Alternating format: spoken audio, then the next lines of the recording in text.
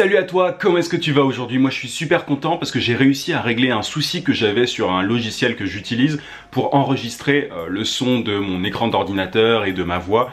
Comme ça je vais pouvoir faire des interviews. Je t'avais dit il y a quelques temps que j'avais envie de faire des interviews sur la chaîne, que ça soit d'autres freelances ou d'abonnés. Et du coup là maintenant je vais pouvoir le faire. J'ai d'ailleurs un truc qui est prévu ce soir. Donc on va voir ce que ça donne. En tout cas, je suis vraiment content parce que ça faisait un petit temps que je galérais avec ce truc-là. Maintenant, c'est fait. Alors, aujourd'hui, on va parler de magie noire ou de magie. Non, c'est pas vrai. On va pas parler de magie, mais on va voir comment lire dans les pensées d'un client. C'est quelque chose qui est totalement faisable avec de l'expérience. Avec de l'expérience, à un moment, tu es capable d'anticiper.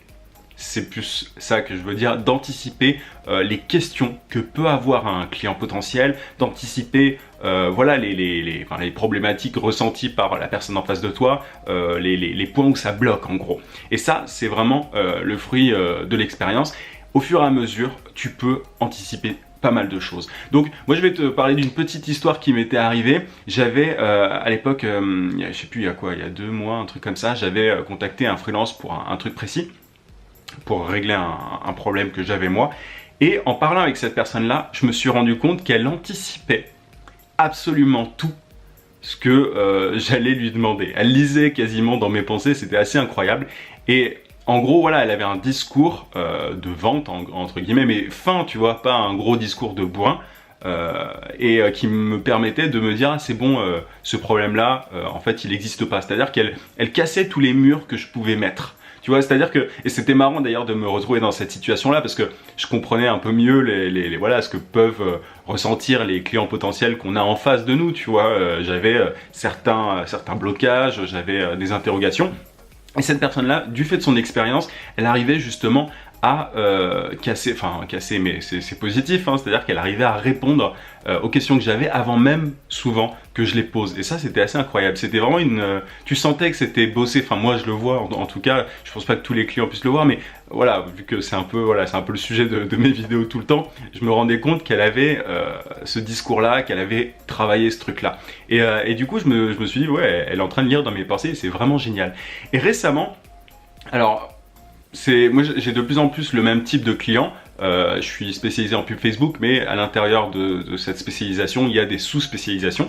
Et à force de travailler avec le même type de client, j'arrive de plus en plus aussi à anticiper avant même qu'il me pose les questions, enfin certains points bloquants. Et là, j'étais au téléphone avec un patron d'entreprise, et donc je l'avais contacté sur LinkedIn, ouais c'était sur LinkedIn, il était ok pour qu'on se parle, donc je lui ai parlé par téléphone. Et bon, en général, quand quelqu'un te dit ok, je suis chaud pour parler au téléphone, je suis disponible, pas de problème, tu te dis bon bah cette personne-là, elle est potentiellement intéressée, tu vois, déjà c'est un signe d'intérêt. Et alors, j'ai eu la personne au téléphone, très sympa, et pour le coup, je lui ai dit rapidement ce que je faisais, une petite introduction avant de parler de lui, je lui ai posé des questions, et juste après, il m'a dit que lui, il y croyait pas à ce que je faisais. En gros, il croyait pas à la pub Facebook, etc., machin. Et du coup, il y a une espèce de... Je me suis dit, bon, bah... Enfin, moi, en général, dans ces cas-là, j'ai déjà fait une vidéo sur le sujet, je cherche pas à créer le besoin, s'il n'y a pas de problème, bah écoute, tant pis, c'est pas grave, hein, je peux pas aider la personne en face, mais en même temps, elle avait accepté de m'appeler, enfin, elle avait accepté d'avoir un rendez-vous téléphonique avec moi. Du coup, je me suis dit, bon, il y a un truc.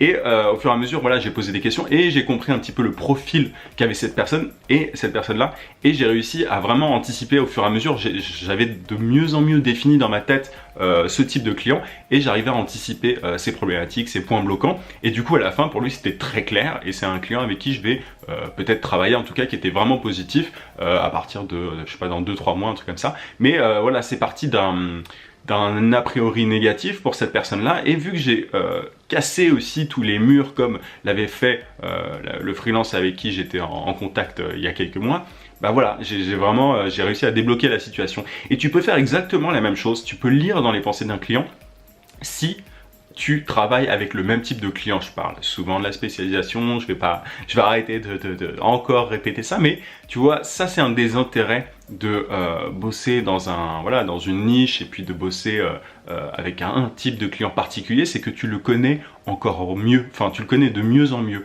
Et tu vas voir différents, alors j'ai pas le mot en français, je réfléchis plus en français, mais tu vas voir différents tu vois, différents cas typiques. Tu vas avoir différents profils dans ta tête en fait au fur et à mesure de clients, différents cas un petit peu, il faut les caricaturer, tu vois, tu peux avoir le client ultra, je sais pas moi, ultra qui pose beaucoup de questions, tu peux avoir, et au fur et à mesure tu vas avoir une espèce de panel de clients types et tu vas pouvoir avoir un argumentaire beaucoup plus poussé et savoir un petit peu ce qui dérange ce type de client au fur et à mesure. Alors ça peut paraître un petit peu abstrait comme ça, je peux pas voilà, te donner de règles absolues pour tout ça, mais au fur et à mesure, en bossant avec ces clients typiques dans une niche particulière, je sais pas moi, si tu es graphiste je sais pas, si tu es web designer en e-commerce, tu sais très bien que le client, concrètement, ce qu'il veut, c'est ça, qu'il va te poser une question sur ça, peut-être que le prix, c'est un problème, bref, du coup, tu peux tout anticiper. Et moi, ce que je te conseille de faire, c'est vraiment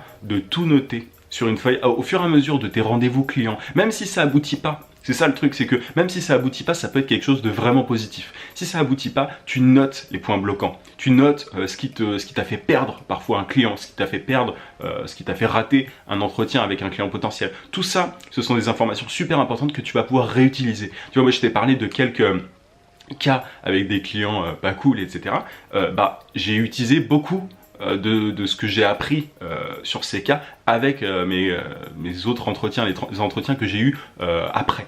Et du coup, ça m'a permis de débloquer pas mal de choses. Donc, plus tu as d'expérience, mieux tu en sais, plus tu en sais sur tes clients potentiels. Et du coup, tu peux quasiment lire dans leurs pensées. Et à la fin, ils ont vraiment l'impression, enfin moi, c'était vraiment l'impression que j'avais quand j'ai parlé avec le freelance, la freelance, parce que c'était une fille, il y a quelques mois, j'avais vraiment l'impression qu'elle anticipait absolument tout.